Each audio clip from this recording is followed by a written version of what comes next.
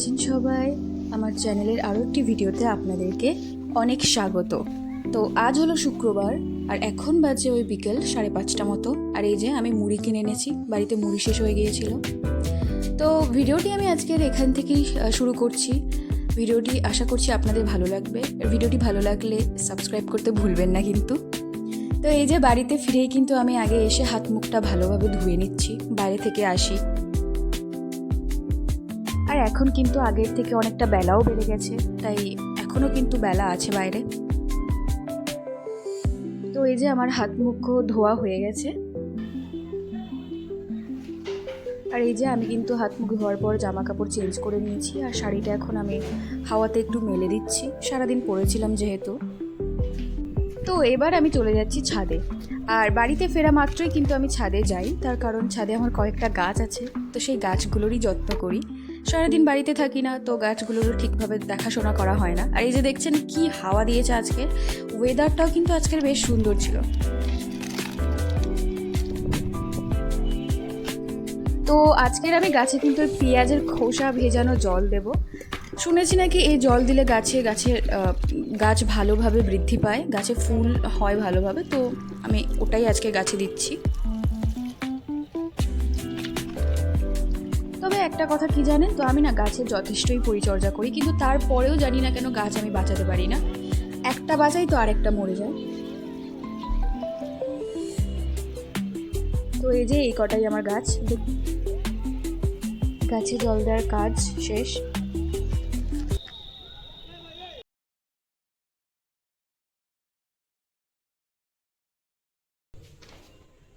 যাই হোক, এখন পুরোপুরি সন্ধে হয়ে গেছে আর আমিও নিচে নেমে এসেছি।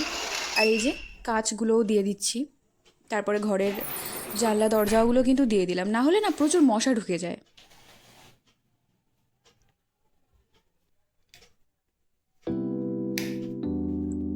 আর ওই যে ওদিকে আমার মেয়েও কিন্তু সন্ধে সাঁজ দিয়ে দিয়েছে, আর এদিকে আমিও চা বসিয়ে দিচ্ছি। আর সারাদিনের পরে না এই চাটা অনেকটা শান্তির লাগে।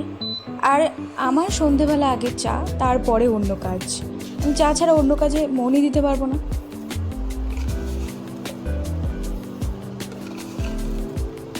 তবে আমার কিন্তু দুধ চা রচা যে কোনো একটা দিলেই চলবে, কিন্তু বেশিরভাগটাই আমি দুধ চা করি, কারণ আমার মেয়ে খায়, তো দুধ চাটাই করতে হয় ওর জন্য।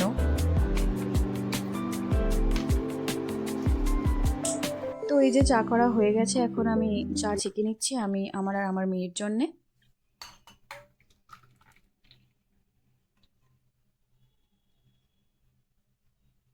সচরাচর আমি চায়ের সাথে মুড়িই খাই, তবে আজকে বিস্কিটই নিয়ে নিলাম কয়েকটা।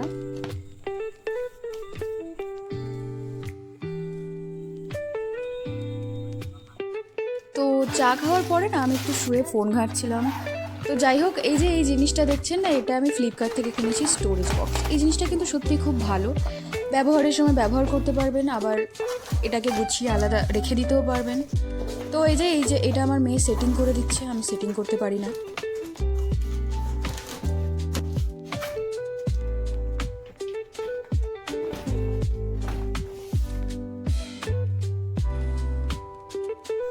আর এই যে শীতের পোশাকগুলো কবে থেকে কেচে গুছিয়ে রেখেছি, কিন্তু এদের জায়গাতে রাখা হচ্ছে না। তো আজকের সময় পেয়েছি, এদেরকে ওই স্টোরেজ বক্সের মধ্যে রাখবো বলেই ডিসাইড করেছি। তো এদেরকে এখানেই রেখে দিচ্ছি আমি।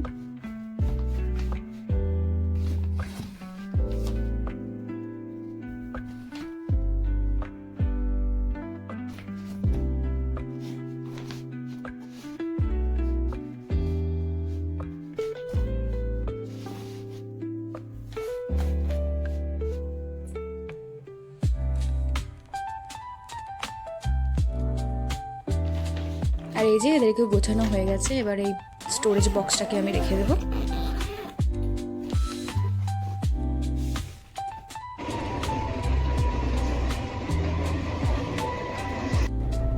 আর এই যে এবার আমি চলে যাব রান্নার দিকে। আর আজকের আমি রান্না করতে চলেছি লাল লাল কাঁকড়ার ঝাল।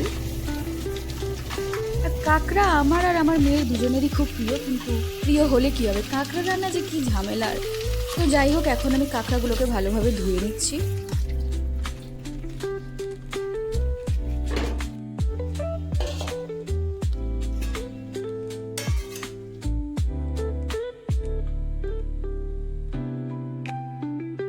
আর এই যে এবারে কাঁকড়ার দাঁড়াগুলোকে আমি কিন্তু ভেঙে নিচ্ছি।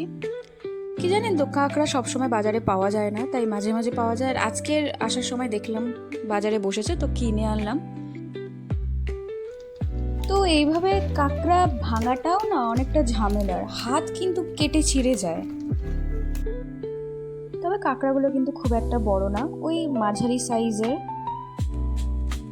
আর সত্যি বলতে যতবারই না আমি কাঁকড়া ছাড়াই ততবারই কিন্তু হাত কেটে ছিঁড়ে যাবেই।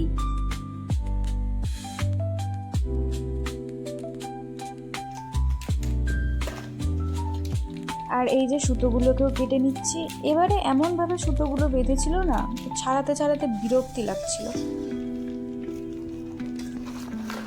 তো কাঁকড়াগুলোকে কিন্তু আমি আবার ধুয়ে নেব। আর এবারে কিন্তু কাঁকড়াগুলোকে আমি ভালো করে ব্রাশ করে নেব, কারণ কাঁকড়ার মধ্যে যেহেতু কাদা মতো থাকে।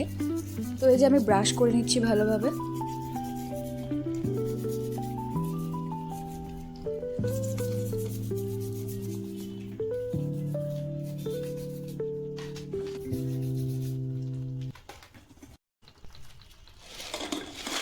আর এই যে এবারে দাঁড়া, ফেকো এগুলোকেও কিন্তু ভালোভাবে ঘষে নিতে হবে ব্রাশ দিয়ে।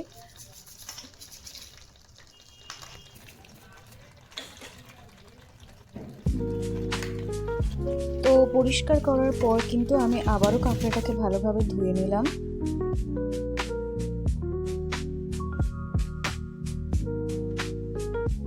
তো এই যে কাঁকড়াগুলোকে ভালোভাবে ধোয়ার পর এগুলোকে এবার ভেঙে নিচ্ছি। এর বডি থেকে শ্বাসগুলোকে কিন্তু বের করে নেব।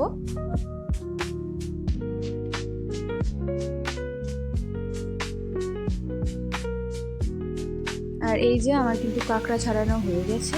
এবারে আমি বাটনা বেটে নেব। আমি কিন্তু আদা রসুন বেটে নেব, কারণ আজকের আমি কাঁকড়ার ঝালটা আদা রসুন দিয়েই করতে চলেছি। কাঁকড়াতে কিন্তু আবার অনেকে রসুন দেয় না, কিন্তু আমি রসুন দিয়েই করছি। আর বেশিরভাগটা আমি রসুন দিয়েই করি।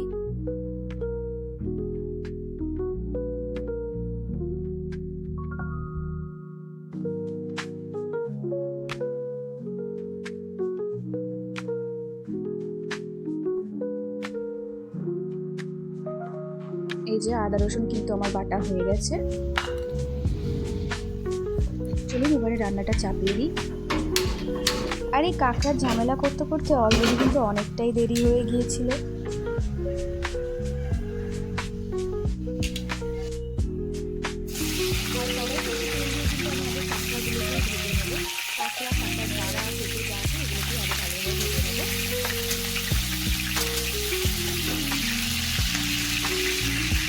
আর এই যে নুন হলুদ একটু দিয়ে দিলাম।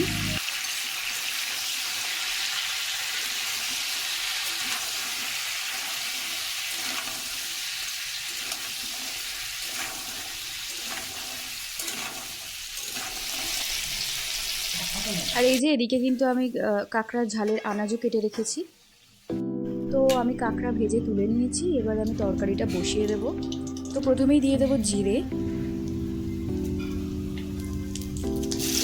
পেঁয়াজ, সাথে কাঁচা লঙ্কা দিয়ে এগুলো কিন্তু ভালোভাবে ভেজে নেব।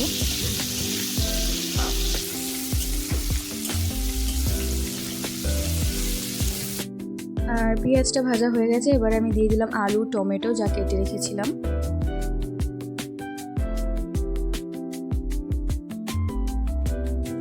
আর এবারে আদা রসুন বাটাটা দিয়ে দিচ্ছি।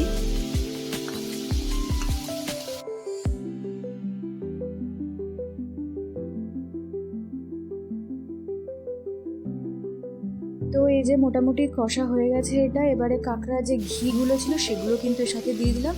এই ঘিগুলো দিলে না তরকারিতে কিন্তু একটা টেস্ট ভালো হয়। আর আমার তরকারিটাও ভালোভাবে কষা হয়ে গেছে।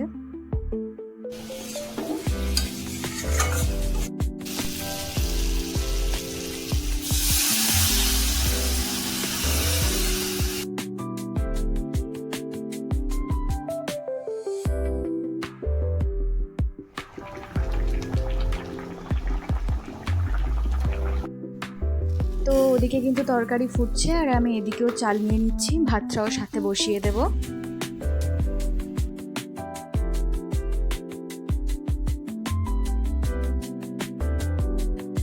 তরকারি কিন্তু অনেকটা ফুটে গেছে। এবারে কিন্তু তরকারিতে ওই যে ভেজে রাখা কাঁকড়াগুলো দিয়ে দেবো। এবারে এর কাজ শেষ, একবার ফুটিয়ে নিয়ে কিন্তু নামিয়ে নেব।